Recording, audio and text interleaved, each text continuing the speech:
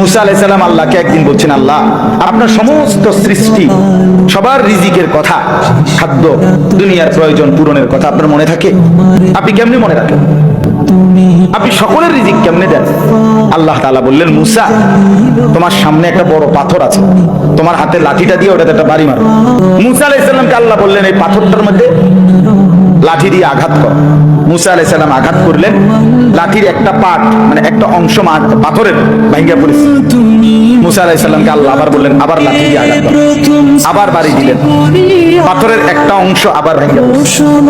আল্লাহ বলেন, আবার মারো, আবার মারো। চারবার মুসা নবী ওই বড় পাথরটার মধ্যে আঘাত করছে, চারবারে মোটা মোটা চারটা টুকরা ভাঙিয়া ভাঙিয়া পড়ছে। এই চতুর্থবারের পরে এই চারটা মোটা মোটা টুকরার ভেতর থেকে একটা ছোট্ট পোকা বের হইছে। মুসা আলাইহিস সালাম দেখতেছে এটার মুখের মধ্যে একটা ছোট্ট সবুজ একেবারে পিচ্ছি পাতা, এটা কুটকুট কুটকুট করে খাইতেছে। আল্লাহ তাআলা বলছে, মুসা বুদ্ধর কান লাগাইয়া শোনো ওই পোকাটা কি করে, বুঝবা কও, শোনো। মুসা নবী কান লাগাইয়া শুনতেছে, ওই ছোট্ট পোকাটা যে গভীর পাথরের ভিতরে ছিল, সে বলতেছে, সুবহানা মান ইয়ারানি ওয়ালা ইয়ানসানি, আমার সেই আল্লাহর প্রশংসা করছি যিনি আমাকে সর্বক্ষণ দেখছেন, যিনি আমাকে কখনোই ভোলেন না, যিনি আমাকে কখনোই ভোলেন।